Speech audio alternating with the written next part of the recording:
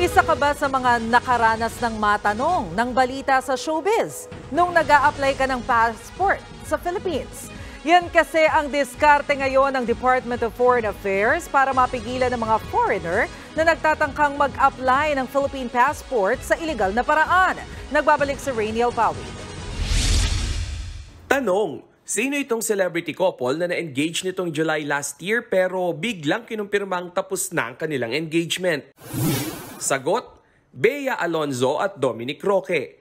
O, aasahan mo bang itatanong sa iyo yan kapag nag-apply ka ng iyong Philippine passport?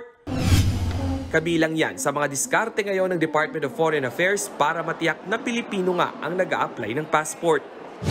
Simula kasi January 2023 hanggang kahapon, 60 foreign nationals na ang naharang ng DFA sa pagkuha ng Philippine passport.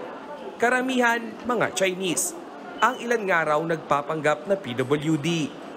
Hindi siya makapagsalita, hindi na siya makarinig. So he was actually confident that it's going to be a breeze. No? We have colleagues here at the DFA who are actually versed at the sign language. So when they started communicating with him through sign language, hindi siya nakasagot, obviously.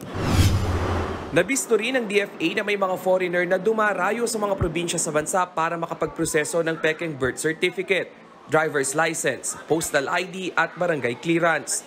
Ilan yan sa requirements para makapag-apply ng Philippine passport. Hindi muna tinukoy ng DFA kung saan-saang probinsya pumupunta ang mga foreigner.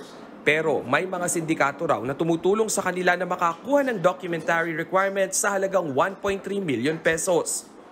Ang dahilan para makabili ng lupa at makapagtayo ng negosyo sa bansa, bagay na bawal sa mga banyaga.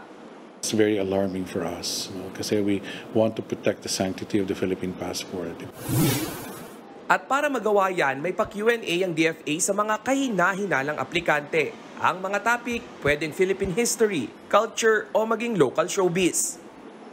Ngayong araw nga ay susubukan kong tanungin yung ilang security question na inilatag ng Department of Foreign Affairs dito sa ilang mga passport applicants. So, Mami, magandang umaga. Pangalan po natin? Luz Biminda Pangilinan. O, Mami, tatanungin kita ha. Isang question lang para kung sakali makakuha ka ng iyong passport. Saang probinsya makikita ang Chocolate Hills? Sa Bohol. Bohol. So, tama. Thank you, Mami. So, isa pa. Isa nga sa mga tinatanong daw ay yung ilang local showbiz question. So, ate, pwede ba tumayo? Magandang umaga. Pangalan natin? My name is Mary Magdalene Matosela pa.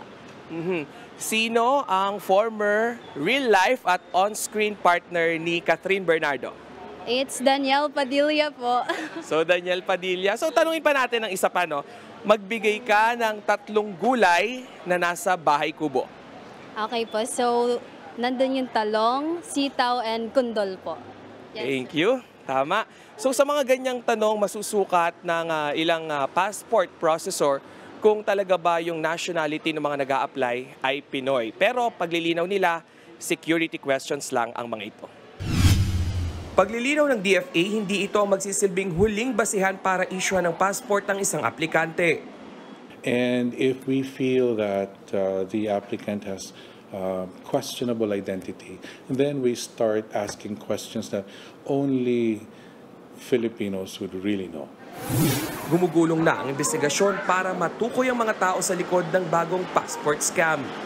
Nagbabalita mula sa Frontline, Rainiel Pawid, News 5. Mga kapatid, Cheryl Cosim po, huwag maging huli at maging una sa lahat sa balitaan. Para sa tuloy-tuloy na talakayang sa Frontline, mag-follow at mag-subscribe sa social media pages ng News 5.